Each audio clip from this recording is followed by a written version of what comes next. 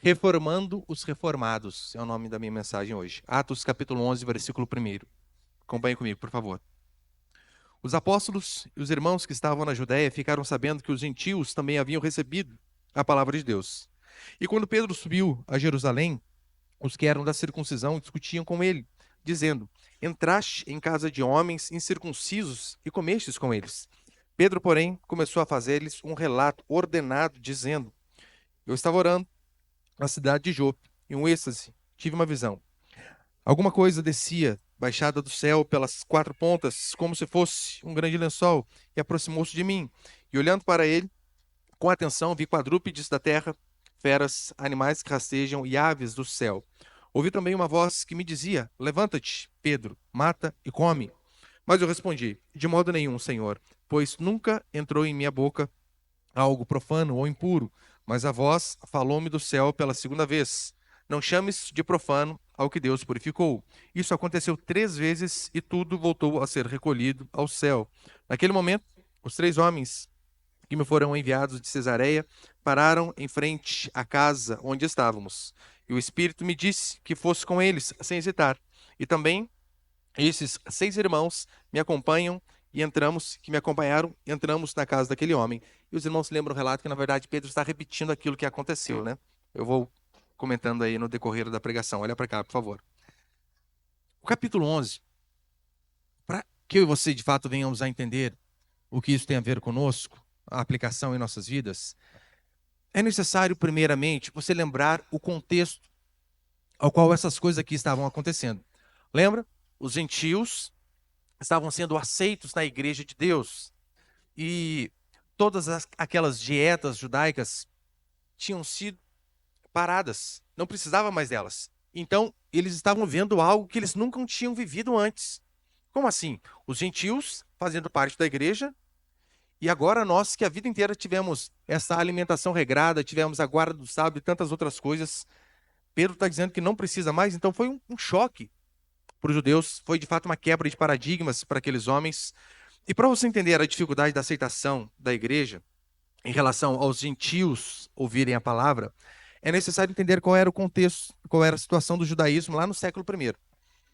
Lembre-se, desde o início, lá em Gênesis, o que tinha sido falado por Deus para os homens, seja através de Abraão, através de Moisés, é que Israel seria um instrumento de bênção para todas as nações. Não é isso que vai dizer, por exemplo, Gênesis 12?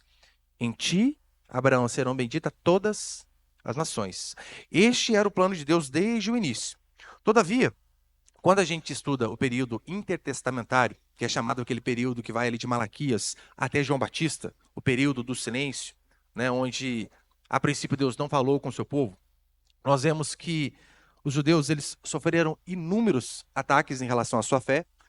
Então aquilo que eles acreditavam foi sendo modificado com o passar do tempo. Modificado em que sentido? Primeiro, que eles começaram a se achar a última bolacha do pacote. Pessoas especiais demais, que só eles eram o povo de Deus e que nenhuma nação mais prestava. Nós somos o povo de Deus e ninguém mais presta aqui neste lugar. E os judeus, se vocês se lembrarem da história deles, isso aqui é fundamental para que você entenda o que eu vou dizer. Os judeus, eles quase foram extintos diversas vezes. Por vezes, eles foram atacados, mortos, levados como escravos. Isso foi constante na história do povo de Deus. Quando não tentaram matá-los, tentaram transformá-los, mudá-los de fato.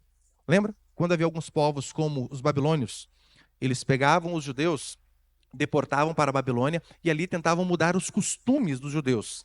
Mudavam o nome. Foi o que aconteceu com Sadraque, Mesaque e Abednego. Mudavam o nome. Para quê? Para tirar de fato a identidade que eles tinham do judaísmo. Eles davam outro nome, eles colocavam outros princípios. Assim agiam os babilônios. Você lembra de Daniel e de seus amigos. Agora, os romanos, eles agiam de uma forma um pouco diferente. Eles não deportavam os judeus para suas colônias propositalmente. Mas o que eles faziam? Eles helenizavam o povo judeu. O que era helenizar? Era tornar o povo de Deus helênico, ou seja, adepto da cultura grega, a ponto de mudar os costumes, inclusive o linguajar. É isso que eles faziam. Eles não deportavam, não escravizavam, mas eles tentavam mudar, né, como aquele povo pensava. E na história da igreja, eles tentaram impedir diversas vezes, por exemplo, até a questão da guarda do sábado. Não, vocês têm que trabalhar no sábado. Tem um imperador chamado Antíoco Epifânio, que ele cometeu a blasfêmia para os judeus de sacrificar um porco no altar. E o fato dele fazer isso, porque o altar era algo sagrado e o porco era algo imundo. Então, este imperador vai e faz justamente aquilo que vai aterrorizar, espantar aqueles homens. E por conta de Antíoco Epifânio fazer isso, ali deu origem ao que foi chamado da Guerra dos Macabeus.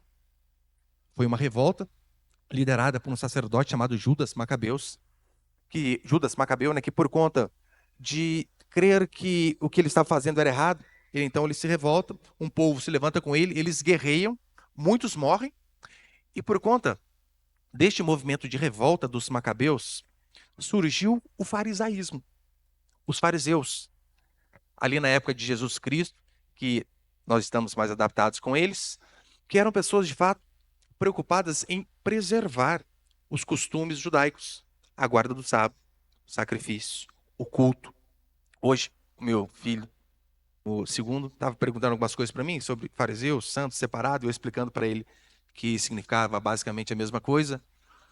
E é porque nós vemos hoje fariseu como algo extremamente negativo. Se ouve o adjetivo fariseu, você já pensa em algo pejorativo, alguém religioso.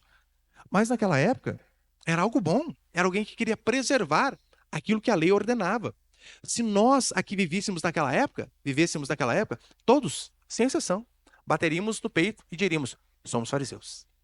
Vamos continuar guardando estes princípios. Então lembra, era algo positivo depois que foi, de fato, ali se transformando.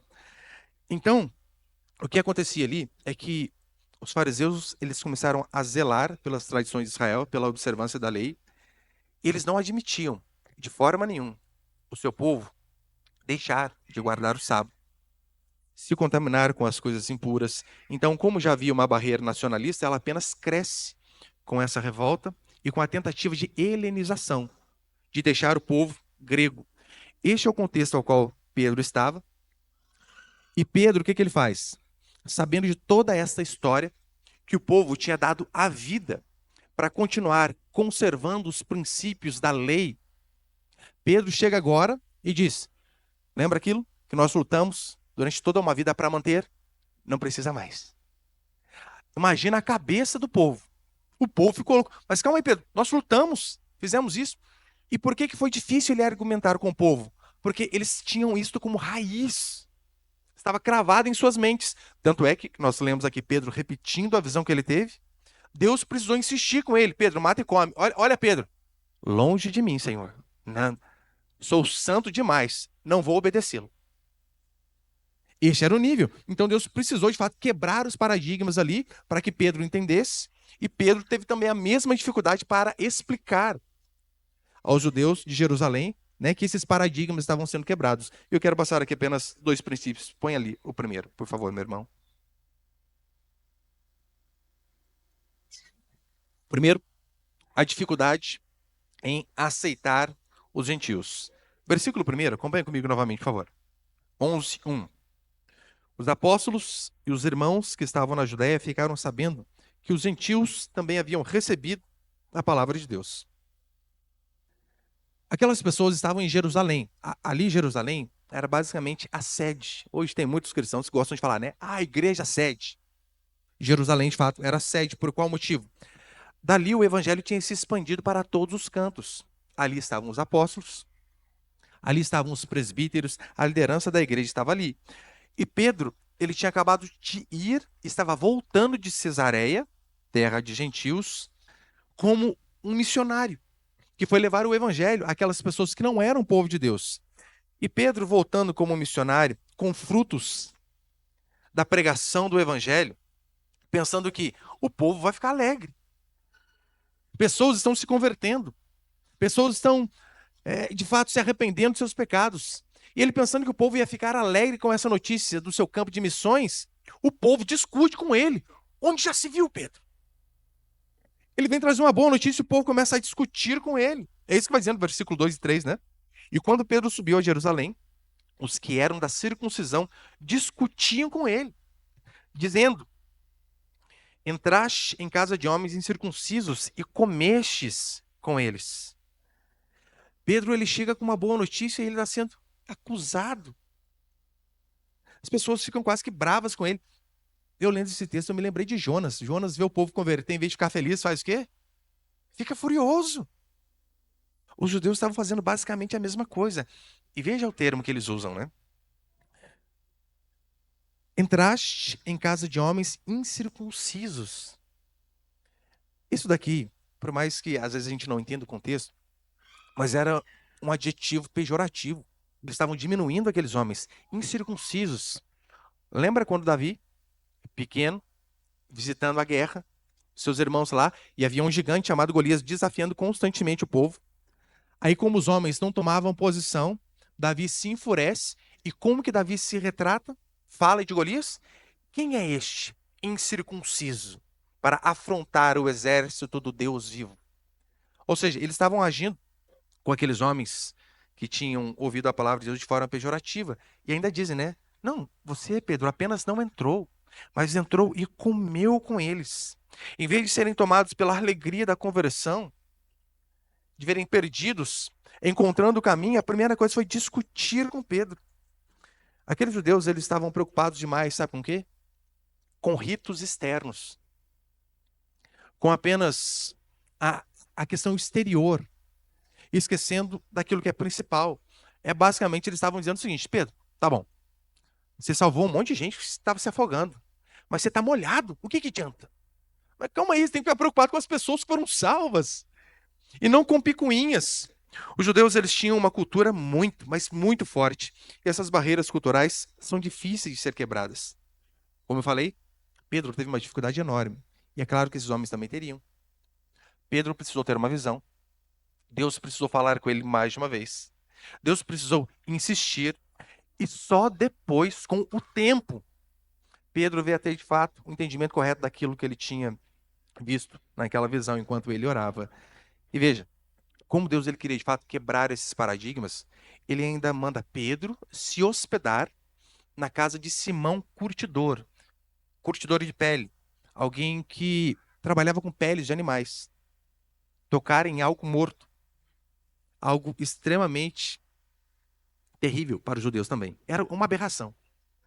Aí Deus faz todas essas coisas com o propósito de mostrar o seguinte: Pedro, eu fiz tudo isso para que você, cabeça dura do meu coração, entenda que os gentios agora fazem parte do povo. Eles sempre fizeram, vocês tiveram um entendimento errado, mas agora, de fato, eu estou colocando eles novamente na igreja. Então, tudo isso para mostrar. Aquele lençol é como se fosse a igreja, onde se vê todo tipo de raça, etnia, cultura, cores. É assim que funciona. É isso que Deus estava dizendo para Pedro. E Pedro, então, ele simplesmente vai relatar aquela visão. E veja, Pedro, ele relata essa visão 3 vezes. 3 vezes. 3 vezes ele fala a mesma coisa. Para, de fato, nós possamos entender que aquilo era importantíssimo. Porque não é isso que funciona. Quando algo é importante, nós falamos mais de uma vez para que a pessoa guarde. Então, Pedro, ele 3 vezes conta a mesma história para mostrar a importância. Ele diz quem era Cornélio, que era um centurião, um comandante de 100 homens. Ele deixa claro que, mesmo que Cornélio era um homem temente a Deus, era um homem generoso que ajudava o próximo, era alguém bondoso. Pedro faz questão de mostrar que Cornélio, com todos esses predicados, ainda não era salvo. Ele precisava ouvir o evangelho e se arrepender. Talvez você conheça pessoas assim também, pessoas que são boas diante da sociedade, bons pais, boas mães, homens trabalhadores, exemplares, que são honestos naquilo que fazem. Todas essas coisas, elas são importantes, claro que são. Louvado seja Deus por pessoas que sejam assim. Mas até essas pessoas que são moralmente corretas diante da sociedade, elas necessitam ouvir o evangelho. Ontem eu conversava com uma irmã, eu explicava isso para ela. Ela, pastor, como foi a sua conversão?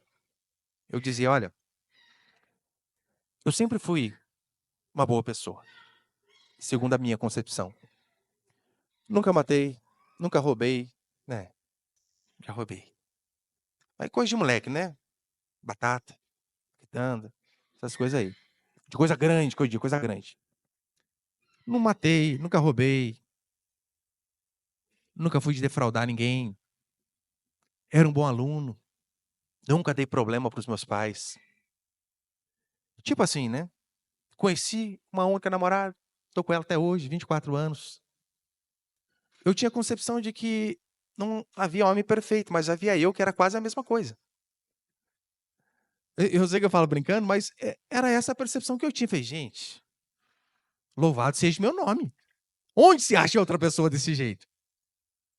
E eu dizendo para ela, até que eu ouvi a pregação do evangelho. Eu entendi o que era pecado.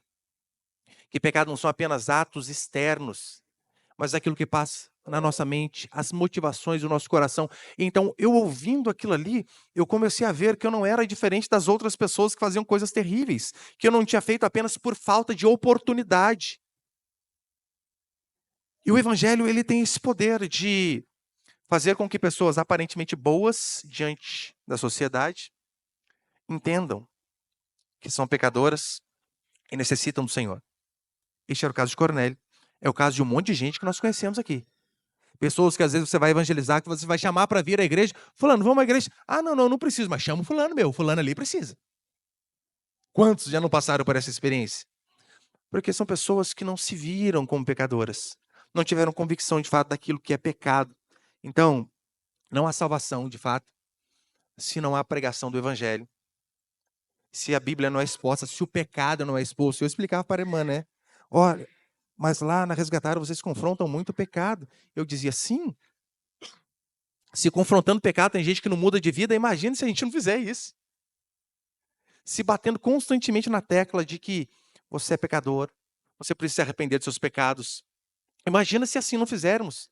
Porque é através do confronto que as pessoas de fato são transformadas. Você não vai se arrepender dos seus pecados. Vindo aqui e ouvindo, você é espelho que reflete a imagem do Senhor. Você não vai converter assim.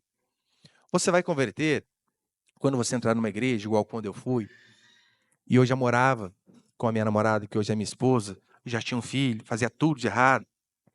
E toda vez eu ouvia o pastor dizer, você que está demasiado, você precisa casar. Você precisa acertar a sua vida. E eu ouvia aquilo, eu ficava furioso, dizendo, eu nunca mais volto nesse lugar.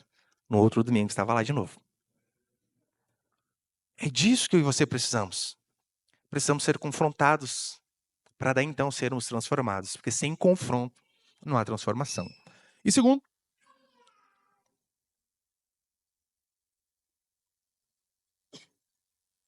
princípio, reformando a igreja, ou como tema da minha mensagem, né? Reformando os reformados. Pedro aqui ele está relatando quando ele começou a pregar aqueles homens. E é interessante no versículo 12, que vai dizer assim, e o Espírito me disse que eu fosse com eles sem hesitar. E também estes 6 que me acompanharam. E entramos na casa daquele homem. Ele nos contou como em sua casa tinha visto em pé o anjo que lhe dissera, envia homens a Jope, manda buscar Simão, também chamado Pedro. Primeiro, que moral de Pedro, hein? O anjo sabia o nome e sobrenome dele. Se é comigo, imagina, gente. Quem mandou chamar você? O anjo. Rafael César, é você? É o anjo, todo nome e sobrenome? Nossa, já é pronto. Já ia me achar o cara. Pedro vai. Então diz a escritura que o Espírito desce sobre aqueles homens. É interessante, né? Até a questão do verbo. Descer. Ou seja, algo que estava inatingível ao ser humano e precisou vir de cima a baixo. E Pedro vai dizendo no versículo 17, ora, eles receberam o mesmo dom que nós recebemos no início. A mesma coisa. Perceba que arrependimento não é algo que se decide, é algo que se é convencido. Não decidimos nos converter. Eu, pelo menos, eu tinha essa percepção. Vivia minha vida ímpia, mundana, pervertida, mas na minha cabeça estava lá. Eu sei que o certo é ir para a igreja. Só que eu sou muito novo para ir à igreja. Preciso aproveitar a vida e quando eu estiver lá com meus 50, 55, 60 anos, aí eu vou. Mas tadinho, eu não sei se eu vou chegar até lá. Mas olha a cabeça do ímpio como é, né? Ele tem noção de certo e errado, mas ele quer fazer o quê? Ele quer aproveitar a bagunça. Só que eu queria converter velho, mas quem disse que nós decidimos alguma coisa? Ninguém decide. Mas veja como aqui é algo extremamente importante. Aquelas pessoas, Cornélio e sua família, foram convencidos pelo Espírito Santo quando eles estavam ouvindo o Evangelho, ouvindo a pregação. Você consegue ver a importância de vir e ouvir, de trazer pessoas, parentes, amigos, filhos. Se você é pai, você é mãe, e seu filho, ai, eu não quero ir hoje, mas você tem que trazer, obrigado. Porque é através da pregação que a pessoa é convencida. É através de ouvir. É assim que funciona. Você precisa ouvir, ouvir, ouvir, para que então, depois de muito ouvir, Deus possa ter misericórdia e haja. Agora, se você não ouve, como que as coisas vão andar? O rei Ezequias, se eu não me engano, diz a Escritura que enquanto ele foi rei, ele obrigou todas as pessoas a adorarem o seu Deus, o Deus de Israel. Muitas pessoas pensam assim, pastor, não pela força, nem pelo poder, mas pelo Espírito. É engraçado que Ezequias não teve esse papinho para ele, não. Vai, acabou. Sabe qual foi a consequência disso? Diz a Escritura que enquanto ele foi rei, ninguém se desviou. Olha, enquanto estava ao alcance dele, por isso nós temos filhos aqui, enquanto estão debaixo da nossa tutela, sendo alimentados, sustentados por nós, vai onde mandamos. Pai, eu não quero. Tá bom, vai. Eu não quero. Falei, tá bom, então, alugue a sua casa, pague a sua luz, pague a sua água, sustente-se. Aí então você pode decidir aquilo que é melhor para você. Agora, enquanto estiver debaixo do nosso teto, é a gente que decide. Pastor, isso é ser duro demais. Ou será que às vezes você que tem um pensamento muito mole? Ezequias fez assim, e assim foi. E assim deve ser. O que está acontecendo aqui é um marco para a igreja.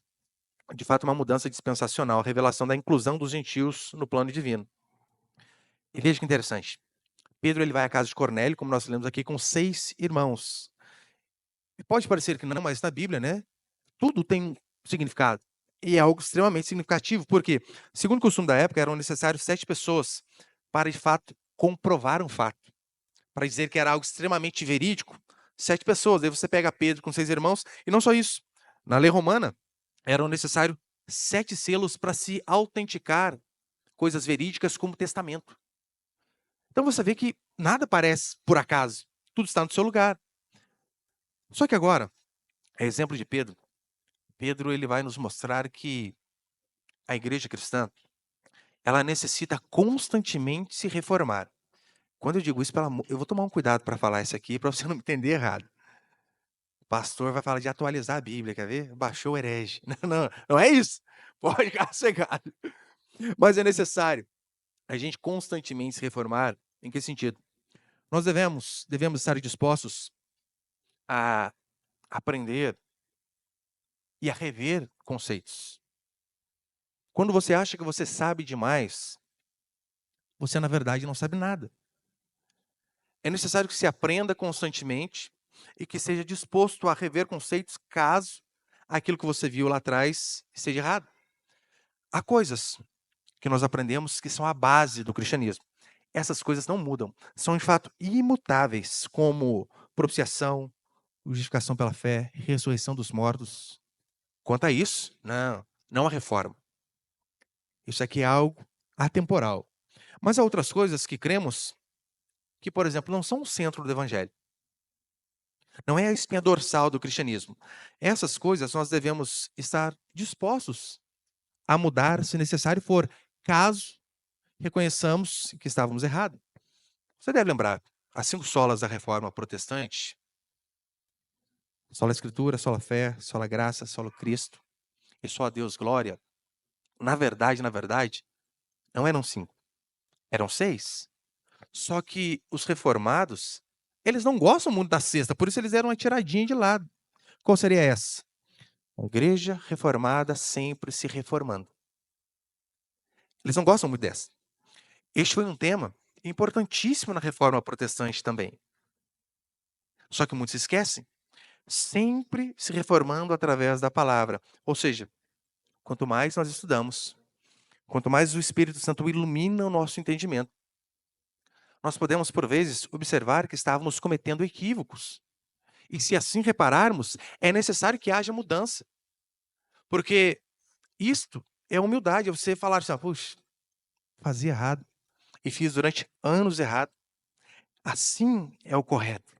Como eu disse, não tem nada a ver com atualizar a escritura, pelo amor de Deus, mas há coisas que não são essenciais e que às vezes nós acreditamos errado durante muito tempo. Eu posso dar para você alguns exemplos. Durante anos, se acreditou que crente não podia ir à praia, que era quase que um lugar promíscuo. Deus fez a praia, gente, Jesus pregava à beira-mar, mas por que a gente não pode ir? Quem disse? É claro, desde que se vá com decência, com modéstia, tem uma série inteira falando sobre isso aí que eu terminei de pregar, assiste lá de novo. Mas quem disse? Outro exemplo, cristão ouvir música secular. Para muitos você fala isso, a igreja aí, ó. Sabia, pastor, ouvir música mundana. Qual que eram os testemunhos antigos que nós ouvimos? Quando eu me converti, cheguei na minha casa e quebrei todos os meus LPs. Discos de Vinícius. Os jovens aqui nem sabem o que é isso. CDzão. Cabia só 10, 11 músicas. Este era o testemunho de muitos. Quebrei, Milionário, José Rico, Chitãozinho, Chororó. Às vezes acho que é mais... Joguei tudo pro ralo. Acabou. Acabou. Hoje, de fato, nós temos um entendimento diferente em relação a isso. De que a graça comum nos faz poder ouvir coisas que não são sacras, usadas só no culto. Ó, pastor, mas o fulano lá, a música dele, ele é ímpio. É, mas a calça jeans que você fez, que você usa, não foi um crente que fez. Então você não pode usar.